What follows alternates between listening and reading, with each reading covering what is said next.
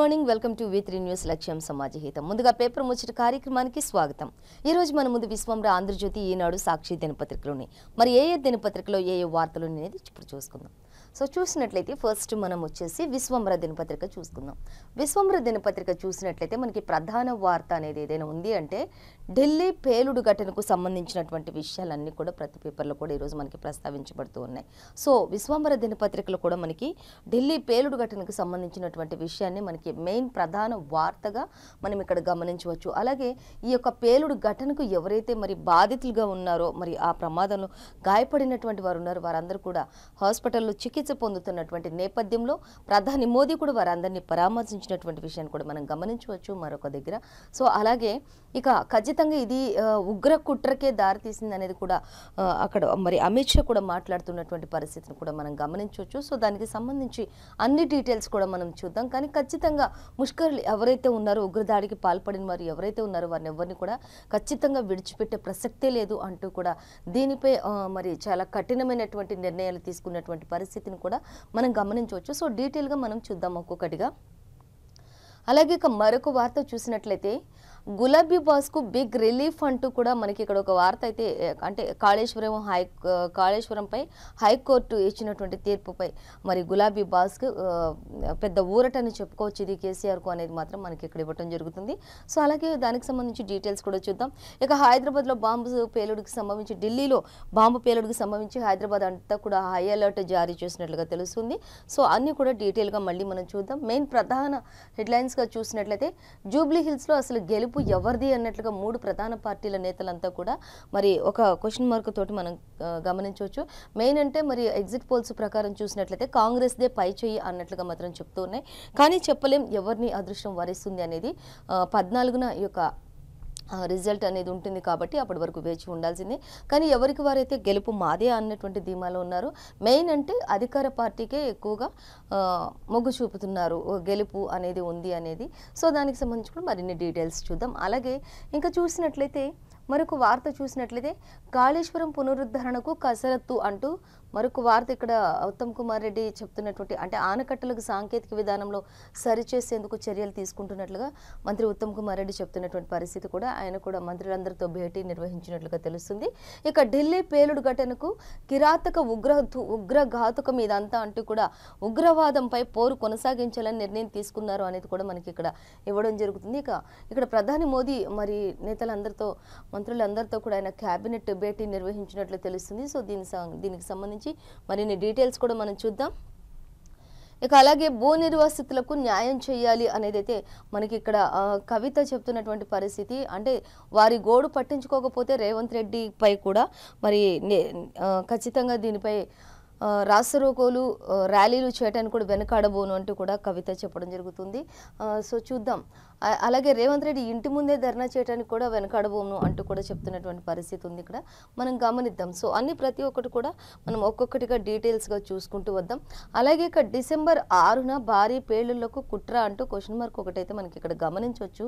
So దానికి సంబంధించిన ఆ యొక్క ప్రాంతం ఏ విధంగా ఛిద్రమై ఉందో, చెల్లా చెదురుగా ఉందో ఆ యొక్క ప్రాంతాన్ని కూడా మనకి ఇక్కడ ఇమేజ్ రూపంలో ఇచ్చారు. సో మనం దాన్ని గమనించవచ్చు. అలాగే ఇక మరొక వార్త మనం చూద్దాం. దాన్ని మనం కొంచెం జూమ్ చేసి చూపించే ప్రయత్నం చేద్దాం. సో అలాగే చూసినట్లయితే ఇక్కడ మనం గమనించవచ్చు అక్కడ డిసెంబర్ 6న ఢిల్లీలో ఏదైతే పేలుడు సంభవించిందో ఆ పేలుడికి సంబంధించి ఇదంతా కూడా మనం గమనించవచ్చు. అయితే ఢిల్లీ ఘటనలో కొత్త కోణంగా అనుకోవచ్చు. ఉమర్ నబీ ప్రణాళిక రచించినట్లు గుర్తించారు దర్యాప్తు అధికారులు, దర్యాప్తు బృందం అంటూ కూడా మనకి ఇవ్వటం జరుగుతుంది. సో అయితే దానికి సంబంధించి మరిన్ని డీటెయిల్స్ కూడా ఇప్పుడు చూద్దాం. సో అలాగే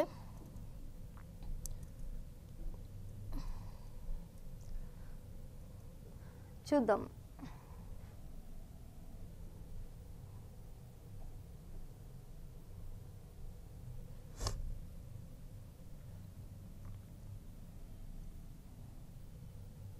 చూసినట్లయితే ఫస్ట్ ప్రధాన వార్త మనం గమనిద్దాం. ఢిల్లీ పేలుడు ఘటనకు సంబంధించి డీటెయిల్స్ మనం చూసినట్లయితే కిరాతక ఉగ్రఘాతుకం ఇది అంటూ మనకి ఇక్కడ ప్రధాని మోదీ మంత్రులందరితో కూడా భేటీ నిర్వహించారు. ఉగ్రవాదంపై పోరు కొనసాగించాలని కూడా ఆయన నిర్ణయం తీసుకున్నారు. ఎగుమతి ప్రోత్సాహక కమిషన్కు కేంద్ర మంత్రివర్గం ఆమోదం. 6 ఏళ్ల పాటు 25,060 కోట్ల కేటాయింపు. క్రెడిట్ గ్యారంటీ పథకం విస్తరణకు కూడా కేబినెట్ ఆమోదం. కేంద్ర కేబినెట్ నిర్ణయాలను వెల్లడించినటువంటి మంత్రి అలాగే అలాగే మంత్రి అశ్విని వైష్ణవ్ అంటూ కూడా మనకి ఇక్కడ గమనించవచ్చు మరొక వార్త. సో అలాగే వీటన్నిటికి సంబంధించి మెయిన్ డీటెయిల్స్ అనేవి మనం సెకండ్ పేజీలో కూడా గమనించవచ్చు.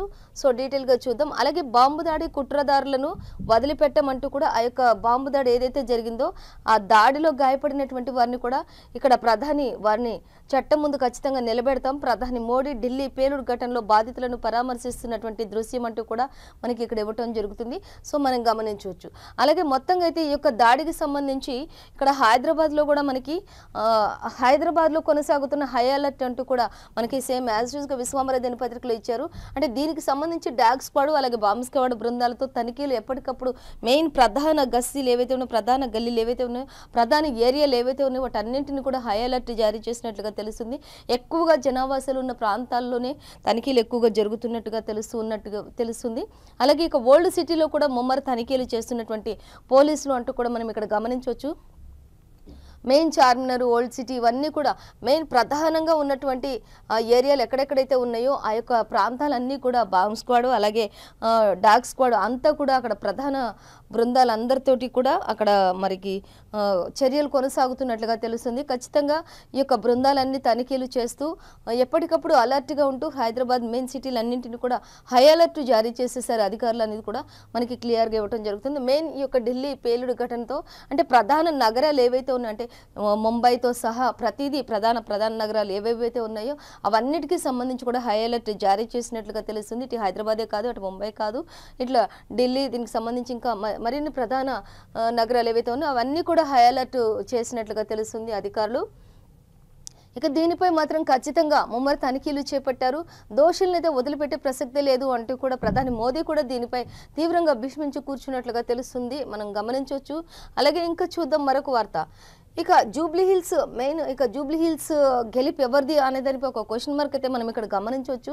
అయితే రేపే ఉప ఎన్నిక ఓట్ల లెక్కింపు ఉన్న నేపథ్యంలో మరి నేతలందరూ కూడా ఆశగా ఎదురు చూస్తున్నటువంటి పరిస్థితి అయితే మనం గమనించవచ్చు. 3 ప్రధాన పార్టీలు ఇటు బీఆర్ఎస్ బీజేపీ కాంగ్రెస్ 3 ప్రధాన పార్టీలు కూడా మరి ఆశగా ఎదురు చూస్తున్నారు. కానీ కాంగ్రెస్ అయితే మాదే విజయం అనే విధంగా మాత్రం ఇక వారు ప్రశాంతంగా మాకు విజయం మమ్మల్ని వరిస్తుంది అన్నట్లుగా మాత్రం వారు ధీమా వ్యక్తం చేస్తున్నటువంటి పరిస్థితి అయితే మనం గమనించవచ్చు. సో చూద్దాం. ఇక పోలింగ్ సరళిని చూశాక గెలుస్తామని కాంగ్రెస్ ధీమా వ్యక్తం చేసింది.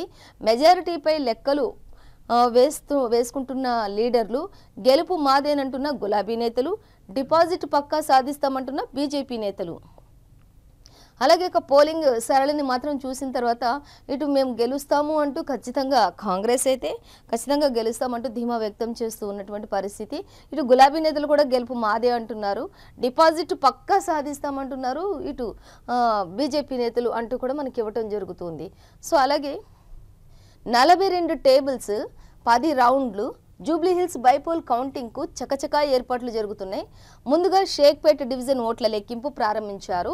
చివరిగా ఎర్రగడ్డ డివిజన్ ఓట్ల కౌంటింగ్ ఉంటుంది అనేది కూడా మనకి దీనికి సంబంధించిన యాజ్ డీటెయిల్స్ కూడా మనం ఇక్కడ గమనించవచ్చు.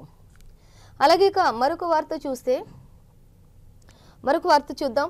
ఇక భూ నిర్వాసులకు న్యాయం చేయాలి అంటూ ఇక్కడ వారి గోడు పట్టించుకోకపోతే రేవంత్ రెడ్డి ఇంటి ముందరే ధర్నా చేస్తానంటూ నల్గొండ జిల్లాలో 2 మంత్రులు ఉన్నారు. నాగార్జున సాగర్ కూతవేటి దూరంలో ఉన్న త్రాగునీరు లేదు. 20% తేమ శాతం ఉన్నప్పటికీ కూడా పత్తి కొనుగోలు చేయాలి ప్రభుత్వమే అంటూ చెప్తున్నారు జాగృతి అధ్యక్షురాలు కవిత. అలాగే జిల్లా ప్రభుత్వ ఆసుపత్రిలో పరిస్థితులు దారుణంగా ఉన్నాయి. సుంకిశాల రిటైనింగ్ వాల్ ఆసుపత్రిలో సమస్యలపై కోమటిరెడ్డి దృష్టి పెట్టాలి అంటూ కూడా జనం బాటలో భాగంగా నల్గొండలోని పర్యటించిన కవిత అంటూ కూడా మనం ఇక్కడ గమనించవచ్చు. ఇక గవర్నమెంట్ హాస్పిటల్లో చూస్తే పరిస్థితి అధ్వానంగా ఉంది అంటూ కూడా చెప్తున్నటువంటి పరిస్థితి. ఆ యొక్క డెలివరీ రూమ్స్ కానీ అక్కడ ఉన్నటువంటి ఆ పరిస్థితిని అంతా గమనించి అక్కడ ఉన్నటువంటి ఆ సౌకర్యాలను చూసి ఆమె అసహనం వ్యక్తం చేశారు. ఇవన్నిటి విషయంలో ఖచ్చితంగా మరి నల్గొండ జిల్లాలో 2 మంత్రులు ఉన్నప్పటికీ కూడా అక్కడ ఏమి కూడా అభివృద్ధి జరగట్లేదు. నాగార్జున సాగర్కి కూతవేడి దూరంలో ఉన్న కూడా సాగునీరు కానీ త్రాగునీరు కానీ లేదు అక్కడ అంటూ కూడా చెప్తున్నారు. అలాగే ఇప్పుడు మోంతా తుఫాన్ నేపథ్యంలో ఇక ఈ పంట పొలాలన్నీ కూడా నష్టమైనటువంటి ఈ పరిస్థితిలో పత్తి ఏదైతే ఉందో పత్తికి ఇంతకుముందు 17% ఉంటే ఖచ్చితంగా ప్రభుత్వం కొనుగోలు చేస్తుంది అని చెప్పారు. కానీ ఇప్పుడైతే ఈ పత్తి 20% తేమ ఉన్నప్పటికీ కూడా ఖచ్చితంగా ప్రభుత్వం కొనుగోలు చేయాలి అంటూ కూడా కవిత డిమాండ్ చేస్తున్నటువంటి పరిస్థితి. ఇక భూ నిర్వాసితులు ఎవరైతే ఉన్నారో వారికి కూడా న్యాయం చేయాలి. ఒకవేళ వారికి న్యాయం చేయకపోతే రేవంత్ రెడ్డి ఇంటి ముందు కూడా వెళ్ళి ధర్నా చేయడానికి సిద్ధంగా ఉన్నాను అంటూ కూడా కవిత చెప్తున్నటువంటి పరిస్థితే మనం విశ్వంబర దినపత్రికలో గమనించవచ్చు. అలాగే ఇక మరొక వార్త చూసినట్లయితే ఆవిష్కరణలో దేశానికి దారి చూపుతున్న తెలంగాణ, మన తెలుగు టెక్నాలజీ నిపుణులు ఆధునిక మార్పులకు దారితీస్తున్నారు. రాష్ట్ర ప్రభుత్వం ప్రపంచ తెలుగు ఐటీ మిషన్ కు సంపూర్ణ మద్దతు అంటూ మంత్రి శ్రీధర్ బాబు వెల్లడించినటువంటి పరిస్థితి కూడా మనం గమనించవచ్చు. అలాగే మరొక వార్త చూస్తే డిసెంబర్ 6న భారీ పేలుళ్ల కుట్ర, ఈ ఢిల్లీ ఘటనతో కొత్త కోణం మొదలైంది. ఉమర్ నబీ ప్రణాళిక రచించినట్లుగా గుర్తించిన దర్యాప్తు అధికారులు. అయితే ఈ యొక్క మందు పేలుడుకు సంబంధించి 2900 వరకు కూడా ఆ మందు యొక్క అన్ని కేజీలు ఉన్నటువంటి ఆ మందుని గుర్తించినట్లుగా అధికారులు తెలిసిన ఆ మందు తీసుకెళ్తున్నటువంటి సమయంలోనే ఆ మందు అనేది ఒత్తిడికి గురయ్యి ఈ యొక్క పేలుడు సంభవించింది. ఇది కావాల్సి పేల్చినట్లయితే కాదు, కానీ ఒకవేళ ఇది కావాల్సి చేసినట్లయితే ఇది ఇంకా అధికంగా పేలుడు సంభవించి ఉండేది, ప్రాణ నష్టం ఎక్కువగా జరిగి ఉండేది అంటూ కూడా మరి అధికారులు చెప్తున్నారు. దర్యాప్తు చేస్తున్నటువంటి అధికారులు చెప్తున్నారు.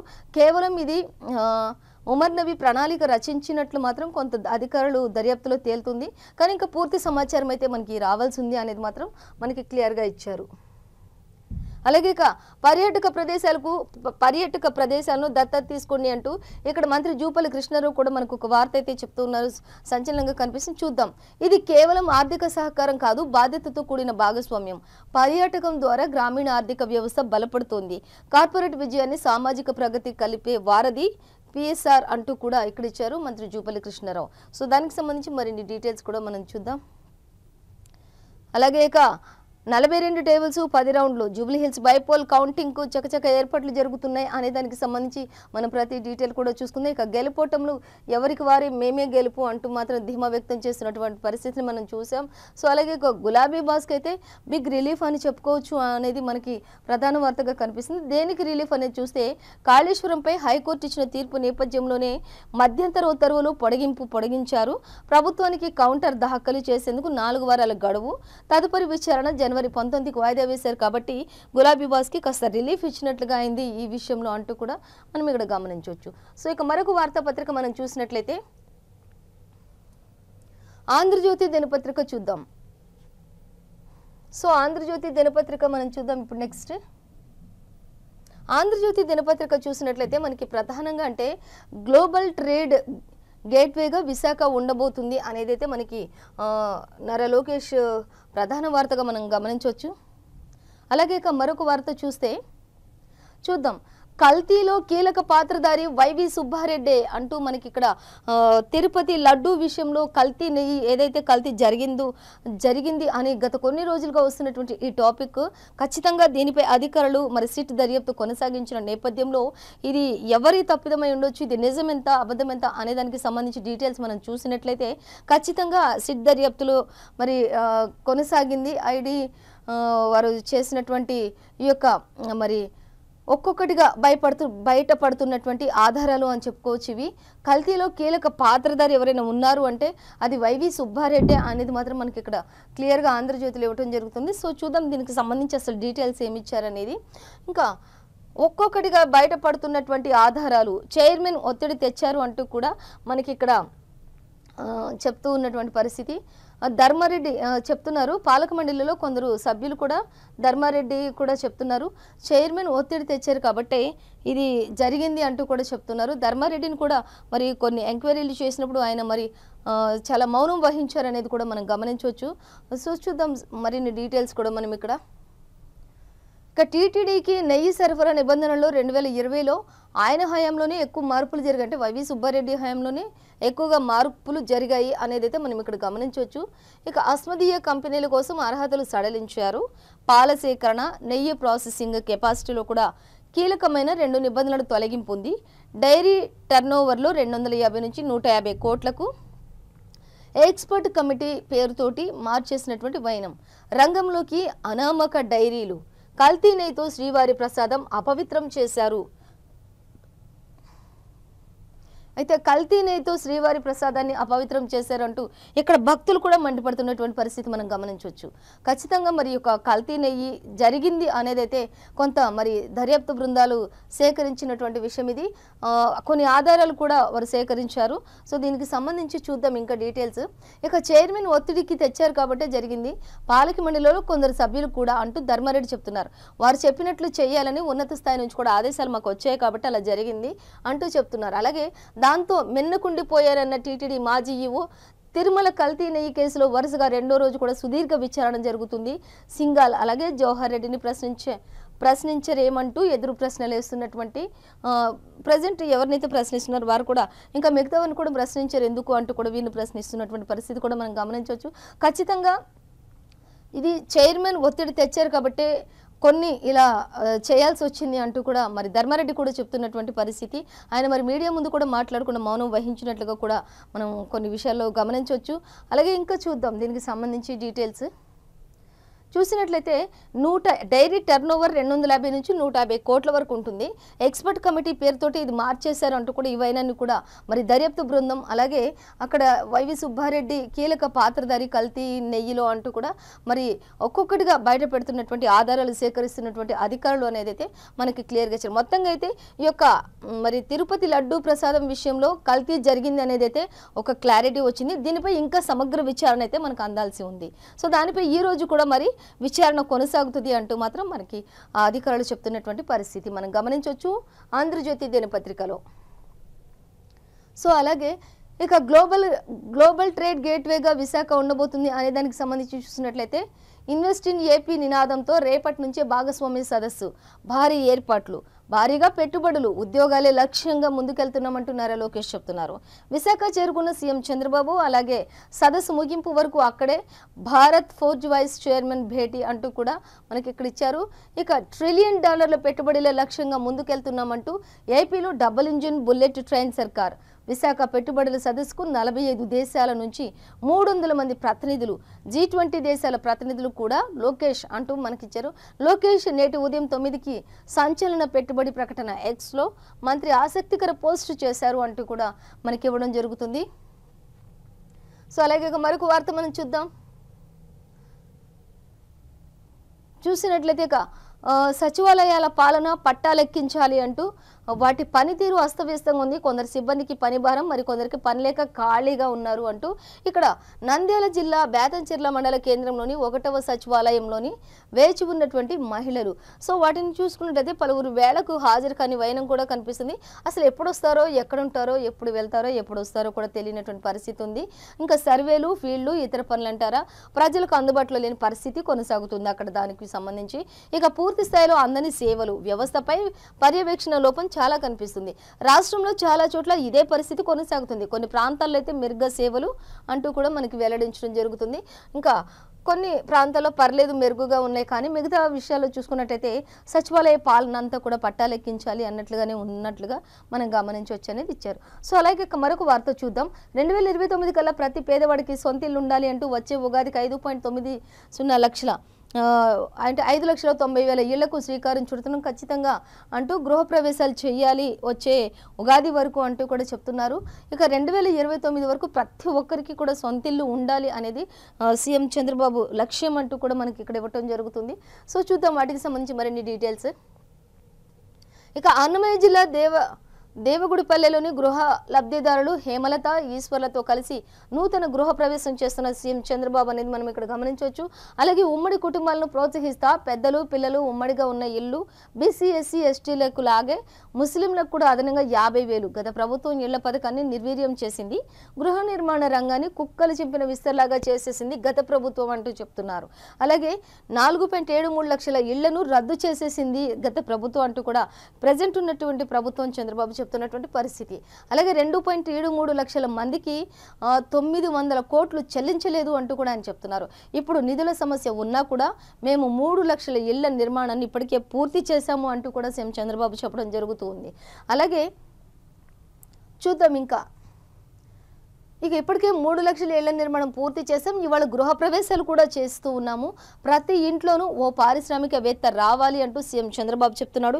ఇప్పటికే అక్కడ పెట్టుబడులు కూడా పెట్టడానికి అనేకమైనటువంటి ప్రాంతాల నుంచి, అనేకమైనటువంటి దేశ విదేశాల నుంచి కూడా పెట్టుబడులు పెట్టడానికి కొన్ని కంపెనీలు కూడా ముందుకొస్తున్నాయి అంటూ కూడా చెప్తున్నారు. ఖచ్చితంగా ఏపీలో ప్రతి ఇంట్లో నుంచి ఒక శాస్త్రవేత్త బయటికి రావాలి, ఒక పారిశ్రామికవేత్త బయటికి రావాలి అన్నట్లుగా, అదే ఆయన లక్ష్యం అన్నట్లుగా కూడా చెప్తున్నటువంటి పరిస్థితి. ఇంకా చూద్దాం. ఇక అన్నమయ్య జిల్లా చిన్నమండంలో ప్రజావేదిక సభ, అలాగే బీపీఎస్ గడువు పొడిగింపు అంటూ కూడా మనకి ఇక్కడ ఇవ్వటం జరుగుతుంది. రాయచోటి ఇంకా ఇల్లంటే 4 గోడలు మాత్రమే కాదు, గౌరవం, సంతోషం, భవిష్యత్తుకు భద్రత, ఓ చిరునామా. అందుకే 2029 నాటికి రాష్ట్రంలో పేదలందరికీ కూడా సొంత ఇల్లు ఉండేలాగా చర్యలు కొనసాగుతున్నాయి అంటూ ప్రతి పేదవాడికి సొంత ఇల్లు ఇవ్వాలనే లక్ష్యంతో పనిచేస్తున్నామంటూ ఏపీ సీఎం చంద్రబాబు చెప్తున్నటువంటి ఒక ప్రకటనలో ప్రకటించారు. వచ్చే ఉగాది నాటికి రాష్ట్రంలోని 5,90,000 ఇళ్ల గృహప్రవేశాలు కూడా నిర్వహిస్తామని చెప్పేసి అన్నమయ్య జిల్లాలో చెప్తున్నటువంటి పరిస్థితిని కూడా మనం గమనించవచ్చు. అలాగే ఇక మరొక వార్త చూద్దాం. టర్కీ నుంచి కుట్ర అంటూ మనకి ఇక్కడ ఒక వార్త అయితే ఆంధ్రజ్యోతి దినపత్రికలో మనకి ప్రధానంగా కనిపిస్తుంది, ఢిల్లీ పేలుల ఘటనకు సంబంధించి. సో దీనికి సంబంధించి డీటెయిల్స్ చూద్దాం.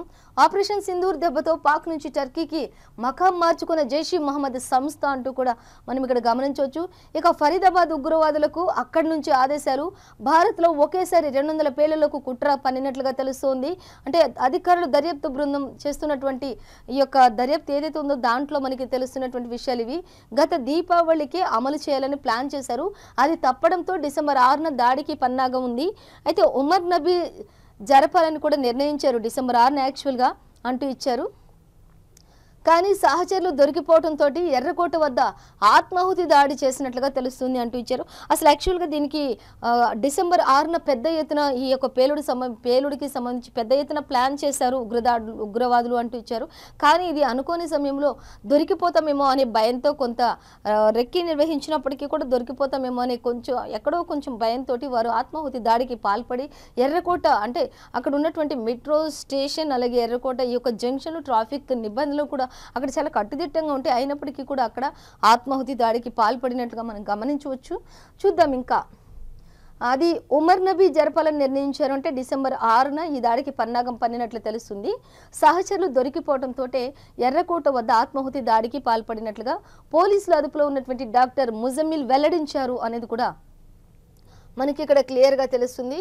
ఇప్పటికే పోలీసుల అదుపులో ఉన్నటువంటి డాక్టర్ ముజమ్మిల్ వెల్లడించారు ఈ విషయాన్ని. పరారీలో మరో ఉగ్ర వైద్యుడు కూడా ఉన్నాడు అంటూ వీరంతా కూడా వైద్య వృత్తికి సంబంధించినటువంటి వ్యక్తులే ఉండటం ఇదొక గమనించదగినటువంటి విషయం అనుకోవచ్చు.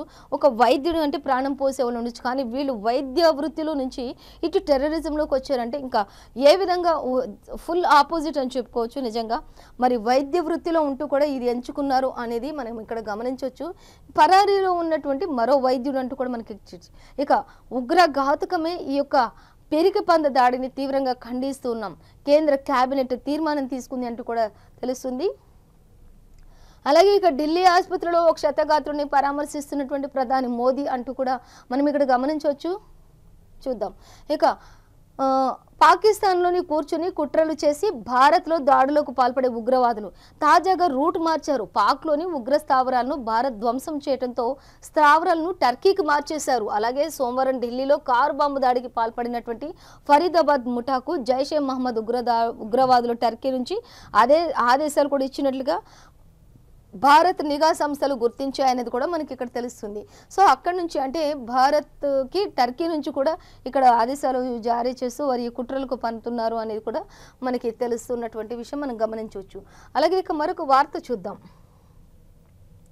మరొక వార్త చూసినట్లయితే మీ విషయంలో తప్పు చేశాను అంటూ ఏబీవీ జాస్తి కృష్ణ కిషోర్ ప్రవీణ్ ప్రకాష్ క్షమాపణ, వారిపై చర్యలు ఫైళ్లు తిరస్కరించి ఉండాల్సింది అంటూ నైతికత విలువలు కోణంలో చూడాల్సింది, అలా చేసినందుకు పశ్చాత్తాపంతో వీడియో అంటూ కూడా మనకి ఇవ్వడం జరుగుతుంది. సో మరిన్ని డీటెయిల్స్ మనం సెకండ్ పేజ్లో కూడా గమనించవచ్చు. మొత్తంగా అయితే పశ్చాత్తాపడినట్లుగా అయితే మనం అర్థం చేసుకోవచ్చు. సో అలాగే మరొక వార్తాపత్రిక మనం చూద్దాం. ఈనాడు దినపత్రిక చూద్దాం. ఈనాడు దినపత్రిక మనం చూసినట్లయితే ఈనాడులో మనకి ప్రధాన వార్త ఏదైనా ఉంది అనేది చూసుకున్నట్లయితే అసలు గురి ఎర్రకోట, అంటూ మనకి ఇక్కడ ఈనాడు దినపత్రికలు ఇచ్చారు. అసలు గురి అసలు ఎర్రకోటనే కూల్చేసేటటువంటి ఉగ్రదాడులకు సంబంధించి ఢిల్లీ ఘటనకు సంబంధించి మనకి ప్రతి పేపర్లో కూడా చాలా హల్చల్గా మనకి ఇవ్వటం జరుగుతూ ఉంది. సో ఏ పేపర్ చూసినా కూడా, ఎందుకంటే ఢిల్లీ నడిబొడ్డున ఎర్రకోట దగ్గర జరిగినటువంటి ఈ ఘటన అంత ఈజీగా మరి తీసుకోవద్దు. ఇది చాలా పెద్ద కుట్రనే అంటూ కూడా ఉగ్రవాదులు దీనిపై చేస్తున్నటువంటి చర్యలు ఇవన్నీ కూడా అంటూ కూడా తెలుస్తుంది. సో దీనికి సంబంధించి అసలు మెయిన్ అంటే ఇది అసలు మెయిన్ టార్గెట్ అనేది ఉగ్రవాదులకు ఎర్రకోటనే టార్గెట్ చేశారనేది అయితే మనకి ఈనాడు దినపత్రికలో కనిపిస్తుంది. సో చూద్దాం. ఇక జనవరి మొత్తం కూడా దాని చుట్టూ జనవరిలో పదే రెక్కి నిర్వహించారు. కీలకంగా ముజమిల్ కదలికలు అయితే అక్కడ ఎక్కువగా కనిపించాయి అంటూ కూడా చెప్తున్నారు. చూద్దాం. ఇక మొబైల్ టవర్ల డేటాలో ఈ ఆధారాలని సేకరించారు.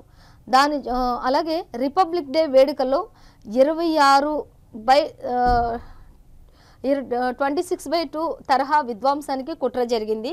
విస్తృత బందోబస్తుతో అప్పుడు వమ్మైనటువంటి ఈ ప్రయత్నం యాక్చువల్గా జనవరి 26నే ఈ యొక్క ఘటన జరగాల్సి ఉంది. కానీ ఆ టైంలో కొంచెం గురి తప్పింది వీరికి అంటూ కూడా మనకి ఇక్కడ తెలుస్తుంది. విస్తృతమైనటువంటి బందోబస్తు అప్పుడున్నటువంటి ఆ పరిస్థితి అక్కడ వారు రెక్కి నిర్వహించినప్పటికీ కూడా భారీ మరి బందోబస్తు ఏర్పాట్లు చేశారు. ఫుల్ సెక్యూరిటీ అక్కడ ఉన్నందువలన వారికి ఆ టైంలో ఫెయిల్ అయిపోయినట్లుగా తెలుస్తుంది వారి ప్రయత్నాలన్నీ కూడా ఇక్కడ మనం గమనించవచ్చు. ఇక ఈ డిసెంబర్ 6న మళ్ళీ పేలులకు ఉమర్ నబీ పన్నాగం పెట్టుకున్నారు. ఈ డిసెంబర్ 6న ఖచ్చితంగా జరగాలి అని. కానీ దర్యాప్తుల్లో సంచలన విషయాలు వెలుగులోకి వస్తున్నటువంటి మరో కారు కోసం కొనసాగుతున్నటువంటి అన్వేషణ కూడా అంటూ ఇచ్చారు. అయితే మొత్తంగా అయితే ఈ యొక్క అన్వేషణ కొనసాగుతున్న నేపథ్యంలో ఒక్కొక్కటిగా బయటకు వస్తున్న అసలు ఎర్రకోటనే కూల్చేసే ప్రయత్నం చేశారు ఉగ్రవాదులు. కానీ కాస్త గురి తప్పింది 26 జనవరిలో.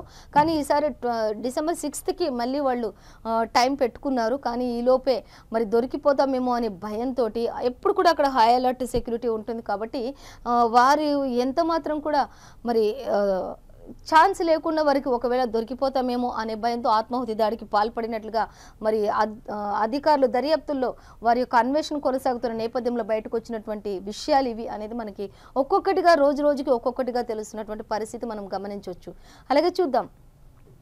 ఇంకా డీటెయిల్స్ చూసినట్లయితే చారిత్రాత్మక ఎర్రకోట వద్ద ఈ ఏడాది గణతంత్ర దినోత్సవం రోజు పెను విధ్వంసానికి పాల్పడాలని డాక్టర్ ముజమిల్ గనయి పదే అక్కడే ప్రయత్నం చేశారు. కానీ అప్పటికే అక్కడ గట్టి బందోబస్తు ఉండటంతో ఆ ప్రయత్నాలు విఫలమయ్యాయి అంటూ కూడా చెప్తున్నటువంటి పరిస్థితి. అలాగే దీంతో వచ్చే నెల 6న భారీ ఉగ్రదాడులకు అంటే డిసెంబర్ 6న భారీ ఉగ్రదాడులకే పాల్పడటానికి వారంతా కూడా పకడ్బందీ ప్లాన్ చేసుకున్నట్లుగా తెలుస్తుంది అనేది మనం గమనించవచ్చు. వీరందరికీ కూడా టర్కీ నుంచి కూడా కొంత ఉగ్రముఖ అంతా కూడా వారికి ఆదేశాలు పంపిస్తున్నటువంటి పరిస్థితిని కూడా మరి అన్వేషణలో కొనసాగుతున్నటువంటి విషయాలు ఇవి. సో చూద్దాం. ఇంకా దీంతో వచ్చే నెల 6న భారీ ఉగ్రదాడులకు పాల్పడాలని పన్నాగం పన్నారా అనేది కూడా ఒక క్వశ్చన్ మార్క్గా పెట్టారు. ఇక అలాగే అవుననే సమాధానం ఇస్తున్నాయి అధికారులు చేసినటువంటి అన్వేషణలో. అలాగే ఇంకా చూద్దాం. హర్యానాలోని ఫరీదాబాద్లో భారీగా పేలుడు పదార్థాలు లభ్యమయ్యాక డాక్టర్ షాహీన్ సయ్యద్, డాక్టర్ గనయిలను పోలీసులు అరెస్ట్ చేసిన విషయం కూడా ఆల్రెడీ తెలిసిందే. అయితే అదే రోజు ఎర్రకోట సమీపంలో కారు పేలుడు జరగడంతో ఈ రెండింటిపై జరుగుతున్నటువంటి విచారణలోని నిర్ఘాంతపోయేటటువంటి విషయాలు బయటకు వచ్చినట్లుగా తెలుస్తుంది. అంటే ఒక్క దగ్గర ఉన్నటువంటి మందు పాత్రలు ఏవైతే దొరికాయో అదే మందు పాత్రలకు దొరికిన కొద్ది క్షణాల్లోనే కొద్ది నిమిషాలల్లే ఇక్కడ ఇటువంటి బాంబు పేలుడు సంభవించడం అనేది జరిగింది. కాబట్టి రెండింటికి మధ్య లింక్స్ ఏమైనా ఉన్నాయా అని తెలుసుకోవడానికి ట్రై చేసినప్పుడు అధికారులు ప్రయత్నం చేసినప్పుడు ఖచ్చితంగా ఉన్నాయి అనేది మనం ఇక్కడ గమనించవచ్చు అంటూ కూడా చెప్తున్నటువంటి పరిస్థితి. నిర్ఘాంతపోయేటటువంటి వాస్తవాలు బయటకు వస్తూ ఉన్నాయి అంటూ కూడా మరి యొక్క ఉగ్రదాడికి పాల్పడుతున్నటువంటి వ్యక్తులందరూ కూడా మంచి ఉన్నతమైనటువంటి వైద్య విద్యలో కొనసాగుతున్నటువంటి వారు అంటూ కూడా చెప్తున్నారు.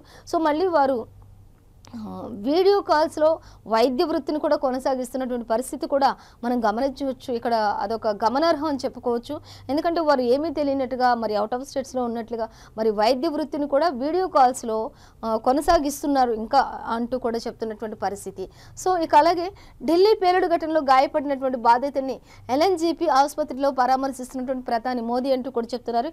ఏ ఒక్కరిని కూడా ముష్కర్లను వదిలిపెట్టే ప్రసక్తే లేదు అంటూ కూడా ప్రధాని మోదీ చెప్తున్నటువంటి పరిస్థితి పరిస్థితిని మనం ఢిల్లీ పేలులకు సంబంధించి తెలుసుకోవచ్చు.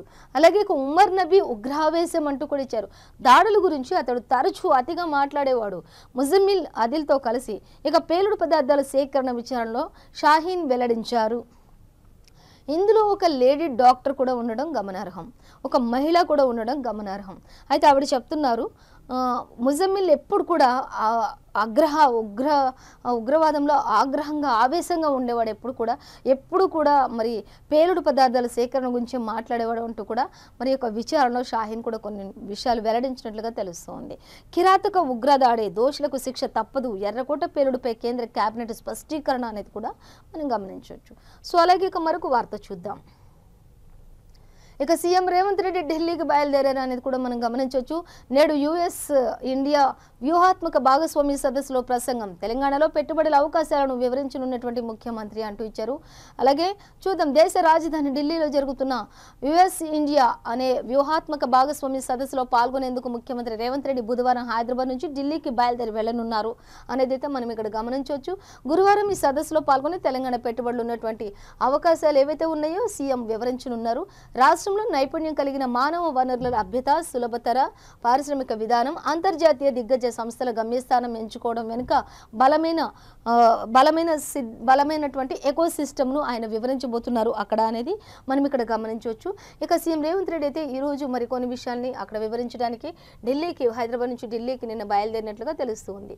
సో చూద్దాం మరొక వార్త. చూసినట్లయితే ఇక మరొక వార్త చూద్దాం. కాళేశ్వరంలో కేసీఆర్ అక్రమాలను కమిషన్ నిర్ధారించింది అంటూ మనకి ఇక్కడ ఇచ్చారు.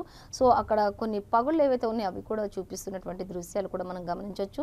బ్యారేజ్లో అవకతవకలకు మాజీ సీఎం నిర్ణయాలే కారణమని కూడా చెప్పింది సుప్రీంకోర్టు అంటూ ఇచ్చారు. విచారణకు భారత అధినేత స్వచ్ఛందంగా హాజరయ్యారు. కేసీఆర్ పిటిషన్ను కొట్టివేయండి, హైకోర్టులో ప్రభుత్వం కౌంటర్ అంటూ కూడా మనకి ఇక్కడ చెప్తున్నటువంటి పరిస్థితి. కాళేశ్వరం ప్రాజెక్టులోని మేడిగడ్డ, అన్నారం, సుందిళ్ల బ్యారేజీల నిర్మాణం, నిర్వహణ, విధాన, పరిపాలన, ఆర్థికపరమైనటువంటి అవకతవకలపై జస్టిస్ ఘోష్ కమిషన్ను ఏర్పాటు చేసి విచారణ జరిపించినట్లుగా హైకోర్టుకు ప్రభుత్వం బుధవారం నివేదించింది. అయితే మాజీ సీఎం కేసీఆర్ అక్రమాలకు కమిషన్ నిర్ధారించిందని పేర్కొంది. ఆయన తీసుకున్నటువంటి ఏకపక్ష నిర్ణయాలతో ప్రభుత్వం ఖజానాకు మరి 7,500 కోట్ల నష్టం వాటిల్లినట్లుగా వెల్లడించింది అనేది అయితే మనకి ఇక్కడ క్లియర్ కట్గా మెన్షన్ చేశారు. సో అలాగే సమిష్టి నిర్ణయం అంటూ కేసీఆర్ తప్పించుకోజాలరని మంత్రివర్గ ఆమోదం పొందినందున అది సమిష్టి నిర్ణయం కాబోదని కూడా పేర్కొంటుంది. రాజ్యాంగం ప్రకారమే కమిషన్కు ఏర్పాట్లు చేసినట్లు తెలుస్తుంది. సాక్షుల క్రాస్ ఎగ్జామినేషన్కు అవకాశం కల్పించాలని కూడా కేసీఆర్ అడగలేదని, అందువల్ల ఇప్పుడు అభ్యంతరం తెలపడం చెల్లదంటూ కూడా హైకోర్టు వెల్లడించినట్లుగా తెలుస్తుంది. సో మొత్తంగా అయితే కాళేశ్వరంలో కేసీఆర్ అక్రమాలను కమిషన్ నిర్ధారించిందని చెప్పుకోవచ్చు ఈ విషయంలో అనేదైతే మనకి క్లియర్గా మెన్షన్ చేశారు. సో అలాగే మరొక వార్తాపత్రిక మనం చూసుకుందాం. సాక్షి దినపత్రిక చూసుకుందాం. సాక్షి దినపత్రిక చూద్దాం.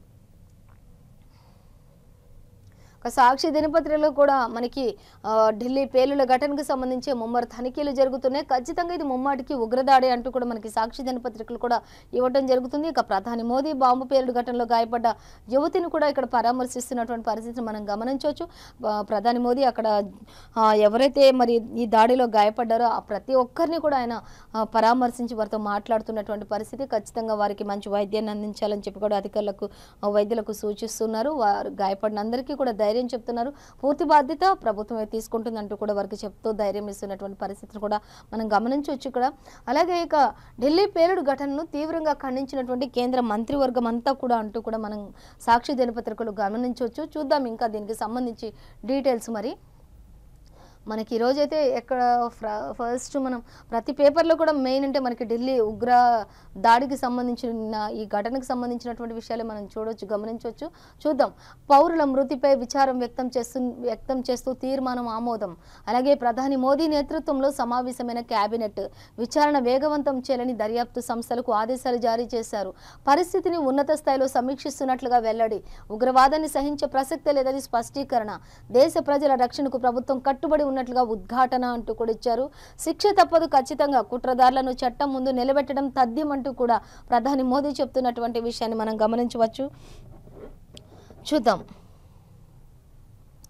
మనం గమనించవచ్చు. అలాగే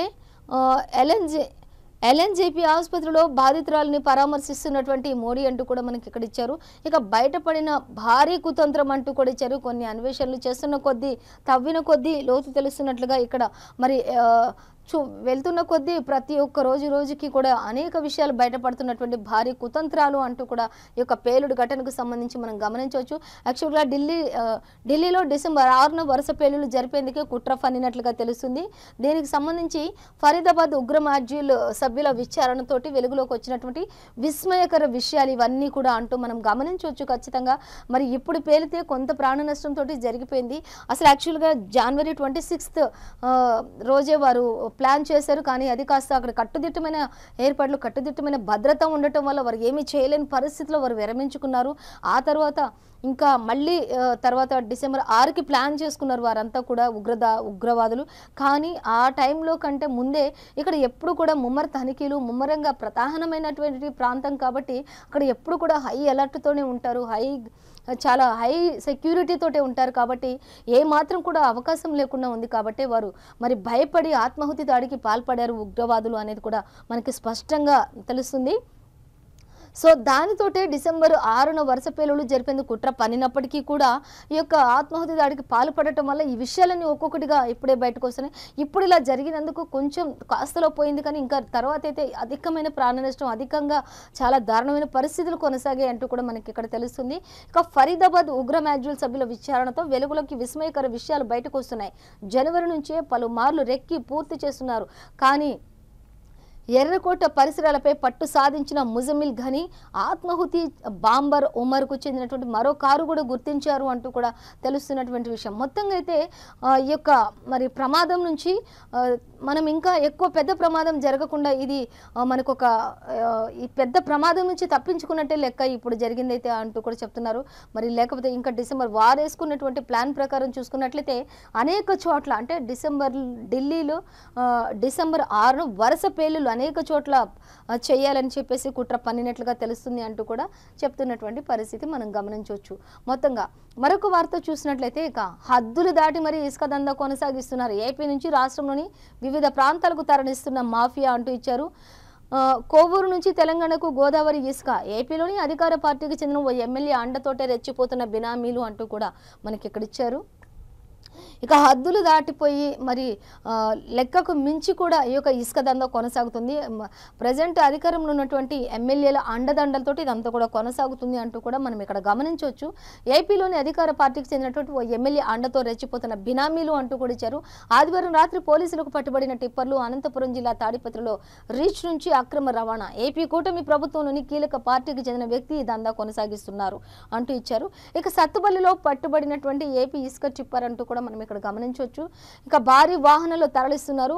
అధిక ధరకు విక్రయించి సొమ్ము చేసుకుంటున్నటువంటి వైనం కూడా లేకపోలేదు అంటూ కూడా మనకి హద్దులు దాటి మరి ఇసుక దందా కొనసాగిస్తున్నారు అనేది మనకి ప్రధాన వార్తగా చెప్పుకోవచ్చు. సో చూద్దాం. ఇక మనం ఈరోజైతే మొమ్మాటికి ఏది చూసినా కూడా మనకి ప్రతి పేపర్లో కూడా ఖచ్చితంగా ఢిల్లీకి సంబంధించిన మరి మెయిన్ ప్రధాన వార్త అయితే మనం గమనించవచ్చు. అలాగే ఇంకా నెక్స్ట్ రేపు చూసుకున్నట్లయితే ఎన్నికలు మరి ఎవరు గెలుపోటములు అనే దానికి సంబంధించి కూడా మనకి రిజల్ట్ రాబోతుంది.